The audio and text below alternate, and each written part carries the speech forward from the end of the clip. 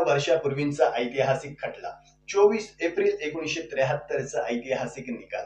पहिल्यांदाच एखाद्या केससाठी सर्वोच्च न्यायालयाच्या तब्बल 13 न्यायाधीशांच्या घटनापीठाची स्थापना, 68 दिवसांची सुनावणी आणि 703 पानांचं भलं मोठं जजमेंट. भारतीय संविधानाच्या बेसिक स्ट्रक्चर डॉक्ट्राईन म्हणजेच मूलभूत संरचना सिद्धांताची रूपरेषा रेखांकित करणारा असा हा खटला, Keshavananda Bharati versus state of Kerala. नमस्कार. आजच्या या विशेष भागामध्ये आपल्या सर्वांचं पुनश्च एकदा सहर्ष स्वागत.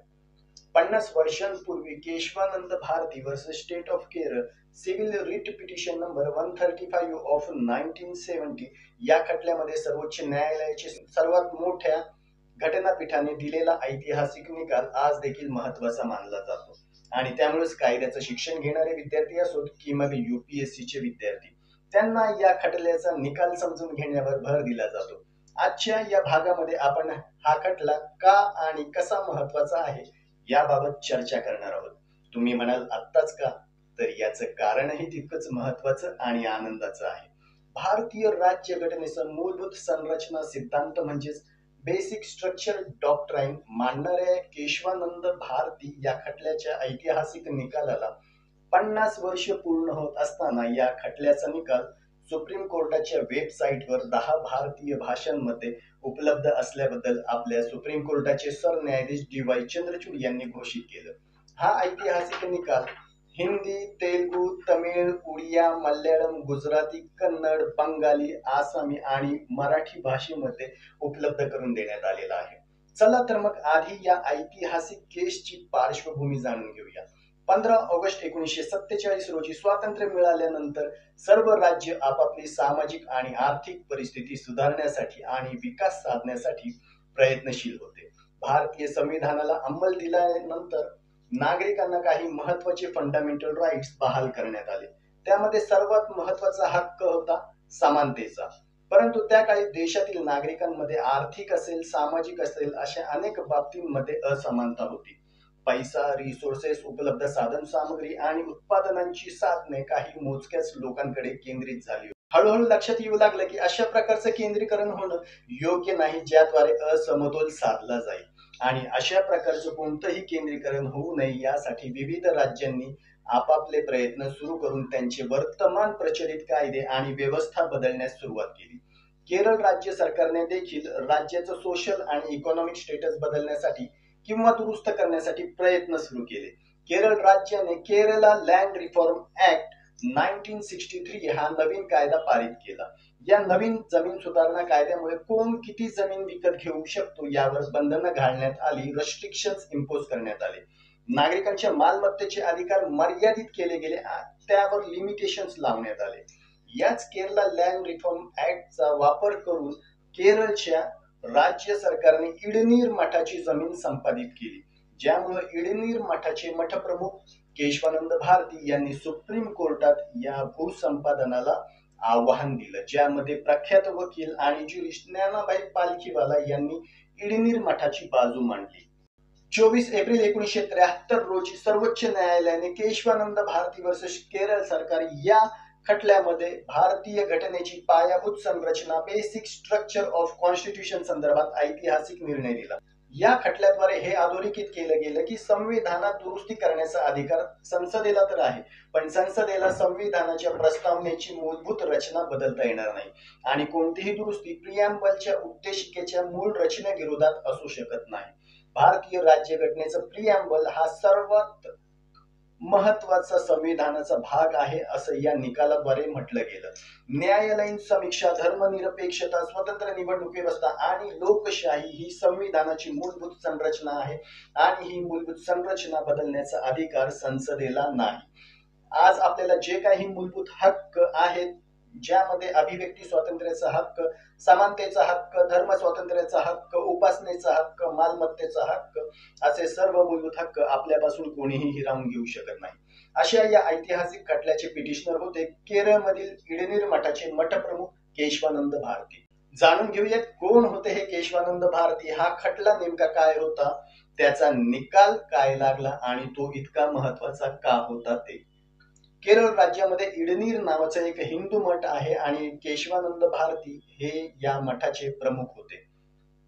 केरळ राज्य सरकारने केरला लँड रिफॉर्म ऍक्ट 1963 या भूमी सुधारणा कायद्याअंतर्गत या इडनीर मठाच्या 400 एकर जमिनीपैकी 300 एकर जमीन संपादित केली, ज्यामुळे मार्च 1970 मध्ये इडनीर मठप्रमुख केशवानंद भारती यांनी केरळ सरकार विरुद्ध केरला लँड रिफॉर्म ऍक्ट 1963 या भूमी सुधारणा कायद्याला तसंच राज्यघटनेतील 24व्या, 25व्या आणि 29व्या अमेंडमेंट ऍक्टला आव्हान देणारी रीट याचिका सर्वोच्च न्यायालयामध्ये दाखल केली आणि हा जमीन सुधारणा कायदा संविधानाच्या कलम 14, 19, 1, F, 25, 26 यासारख्या माझ्या मूलभूत अधिकारांचं उल्लंघन करत असल्याचं सांगितलं. जमिनीची मालकी आणि तिचं व्यवस्थापन करण्याचा अधिकार हा नागरिकांचा मूलभूत अधिकार आहे आणि या मूलभूत अधिकारांचं संरक्षण केलं पाहिजे असा त्यांचा मुद्दा होता. केशवानंद भारती हा खटला इतका महत्वाचा का आहे हे त्या काळी असणाऱ्या परिस्थितीनुसार समजून घेणं खूप महत्वाचं ठरतं. हे समजण्यासाठी त्या काळची परिस्थिती समजणं खूप महत्वाचं आहे. 1951 मध्ये शंकरी प्रसाद केसच्या निकालामध्ये सुप्रीम कोर्टाने असं म्हटलं होतं की संसदेला संविधानामधील कोणत्याही भागामध्ये म्हणजेच अगदी मूलभूत हक्कांमध्येही बदल करण्याचा अधिकार आहे. या निकालाद्वारे संसदेला न्याय व्यवस्थेपेक्षा वरचं स्थान मिळालं होतं. पण नंतर 1961 मधला गोलकनाथ खटल्याचा निकाल देताना सुप्रीम कोर्टाने असं म्हटलं की सरकारला फंडामेंटल राईट्स म्हणजे मूलभूत हक्कांमध्ये सुधारणा किंवा बदल करण्याचा अधिकार नाही. बरं, या दरम्यानच सर्वोच्च न्यायालयामध्ये अशा कितीतरी केसेस चालू होत्या ज्यामध्ये बँकांचं राष्ट्रीयकरणाचं प्रकरण असेल, माधव सिंधिया प्रकरण असेल, गोलकनाथ प्रकरण असेल, अशा केसेसचा समावेश होता. या सर्व केसेसमध्ये भारतातील दोन अतिशय मजबूत आणि शक्तिशाली स्तंभ संघर्ष करत असल्याचं आपल्याला स्पष्टपणे दिसतं. कोणते आहेत हे दोन स्तंभ? एक आहे आपली संसद आणि दुसरं आहे आपली सर्वोच्च न्यायालय. एकीकडे संसदेचं म्हणणं होतं की संविधानातील कलम 368 द्वारे आम्हाला संविधानामध्ये वाटेल तशी दुरुस्ती करण्याचे अधिकार मिळालेले आहेत. आपल्याकडे अनलिमिटेड अमर्याद अधिकार आहेत असं संसदेचं म्हणणं होतं. परंतु सर्वोच्च न्यायालय संसदेच्या या विधानाशी सहमत नव्हतं. म्हणूनच गोलकनाथ विरुद्ध पंजाब राज्य या केसमध्ये सर्वोच्च न्यायालयाच्या 11 न्यायाधीशांच्या घटनापीठासमोर जेव्हा हा प्रश्न आला की संसदेला एवढा अधिकार आहे की ती आपल्या इच्छेनुसार घटना दुरुस्ती करू शकते, मूलभूत अधिकारांमध्ये घटना दुरुस्ती करू शकते का, तेव्हा या प्रश्नावर निकाल देताना सर्वोच्च न्यायालयाने घटना दुरुस्तीच्या अधिकारावर अनेक निर्बंध लादले, अनेक रेस्ट्रिक्शन्स इम्पोज केले. सर्वोच्च न्यायालयाने नमूद केलं की मूलभूत हक्क हे पवित्र आणि अमूल्य आहेत आणि संसदेचे सगळे सभासदांचं एकमत जरी झालं तरी या हक्कांना डावलता येणार नाही.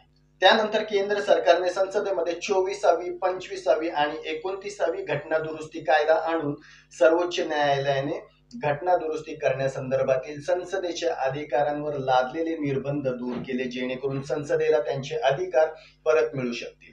या 3 सुधारणा काय आहेत हे देखील आपण या निमित्ताने समजून घेऊया. 24th अमेंडमेंट ऍक्ट 24वी घटना दुरुस्ती कायदा. हा कायदा संसदेला मूलभूत अधिकारांमध्ये सुधारणा करण्याचा अधिकार देतो. संविधानाच्या कोणत्याही तरतुदीत सुधारणा करण्याचा अधिकार संसदेला आहे असं त्यात म्हटलं आहे. त्यानुसार संसद कोणत्याही प्रोव्हिजन मध्ये कोणत्याही तरतुदींमध्ये अमेंडमेंट किंवा दुरुस्ती करू शकते.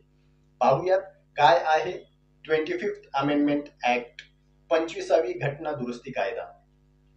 25वी घटना दुरुस्ती कायद्यात म्हटलं आहे की राईट टू प्रायव्हेट प्रॉपर्टी म्हणजे खासगी मालमत्तेचा अधिकार कमी केला जाऊ शकतो. राईट टू प्रॉपर्टी मालमत्तेच्या अधिकारावर निर्बंध लादले जाऊ शकतात आणि सार्वजनिक वापरासाठी सरकार कोणतीही खासगी मालमत्ता ताब्यात घेऊ शकते, संपादित करू शकते, ॲक्वायर करू शकते.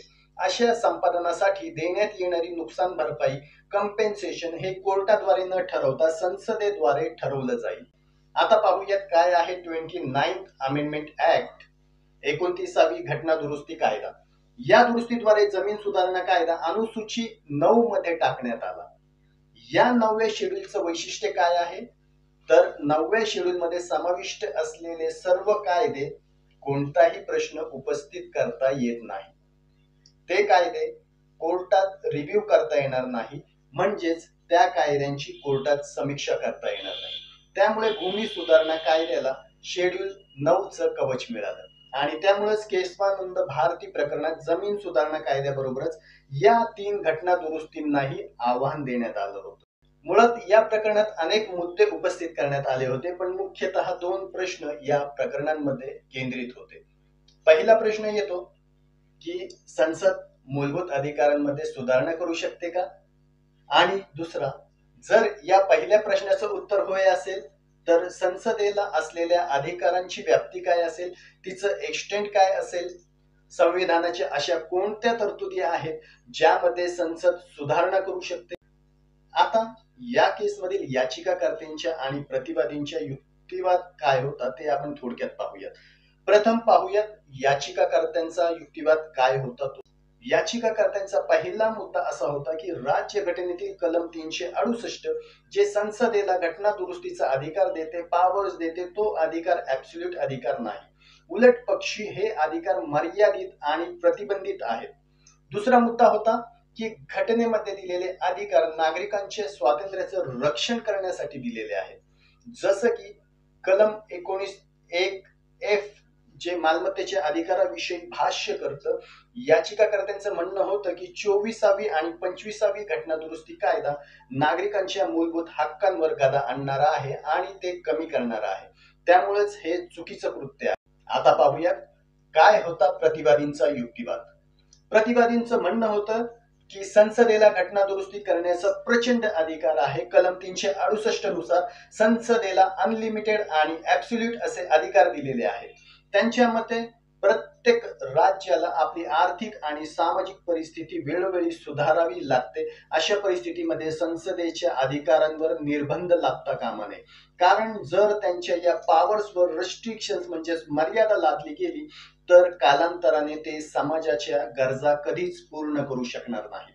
प्रतिवादींच्या मते भाषण आणि अभिव्यक्ती स्वातंत्र्य, संघटना स्थापन करण्याचा अधिकार, धर्म स्वातंत्र्याचा अधिकार यांसारख्या काही मूलभूत अधिकारांवर निर्बंध लादण्याचा अधिकार संसदेला आहे.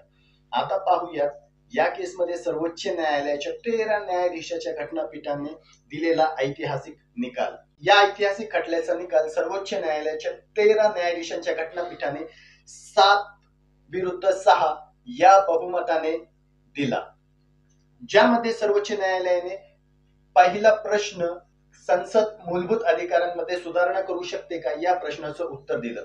यामध्ये सर्वोच्च न्यायालयाने गोलकनाथ विरुद्ध पंजाब या पूर्वीच्या खटल्यामध्ये ज्यामध्ये संसद मूलभूत अधिकारांमध्ये सुधारणा करू शकत नाही असं म्हटलं होतं, तो निकाल चुकीचा ठरवला आणि तो ओव्हररूल केला म्हणजेच रद्द केला. दुसरा प्रश्न संसदेच्या अधिकारांची व्याप्ती काय असेल, एक्सटेंट काय असेल, यावर उत्तर देताना सुप्रीम कोर्टाने सांगितलं की जरी संविधानातील तरतुदींमध्ये सुधारणा करण्याचा पूर्ण अधिकार संसदेला असला तरी ती आपल्या दुरुस्तीच्या अधिकारांचा वापर अशा प्रकारे करू शकते की ज्याद्वारे संविधानाच्या मूलभूत वैशिष्ट्यांना, मूलभूत संरचनेला बाधा येणार नाही आणि यालाच मूलभूत संरचना सिद्धांत म्हणजेच बेसिक स्ट्रक्चर डॉक्ट्राईन असं म्हणतात. यासोबतच या निकालामध्ये असंही म्हटलं आहे की 25वी आणि 29वी घटना दुरुस्ती कायदे वैध आहेत, परंतु असंही म्हटलं आहे की जर असा कोणताही कायदा ज्याचा अनुसूची 9 मध्ये समावेश केला गेला असेल परंतु तो संविधानाच्या काही मूलभूत वैशिष्ट्यांचं, मूलभूत संरचनेचं उल्लंघन करत असेल तर त्या कायद्यांचं न्यायिक आढावा घेता येईल आणि अशा कायद्यांना न्यायालयात आव्हान दिलं जाऊ शकतं. 24 एप्रिल 1973 रोजी ज्या केशवानंद भारती विरुद्ध केरळ सरकार या खटल्यातील ऐतिहासिक निकालाने बेसिक स्ट्रक्चर डॉक्ट्राईनचा सिद्धांत मांडला, ज्याद्वारे संसदेला एकीकडे घटना दुरुस्ती संदर्भात अनलिमिटेड आणि ऍब्सोल्यूट अधिकार तर असतील, परंतु संसद राज्य घटनेच्या मूलभूत संरचनेमध्ये आणि मूलभूत वैशिष्ट्यांमध्ये हस्तक्षेप करू शकत नाही. भविष्यात आणखी काही मूलभूत घटक यामध्ये जोडता येतील असंही पुढे सांगण्यात आलं, परंतु असा कोणताही घटक आवश्यक आहे की नाही, त्यात मूलभूत वैशिष्ट्ये आहेत की नाही याबाबत न्यायालय प्रत्येक प्रकरणाच्या आधारावर निर्णय घेईल. केशवानंद भारती विरुद्ध केरळ सरकार या खटल्यातील अशा महत्वपूर्ण आणि ऐतिहासिक निकालाद्वारे भारताची लोकशाही पुढील अनेक वर्ष संरक्षित केली गेली. त्यामुळेच हा खटला इंडियन कॉन्स्टिट्यूशन संदर्भातील अनेक खटल्यांपैकी अतिशय महत्वाचा असा एक खटला मानला जातो. धन्यवाद.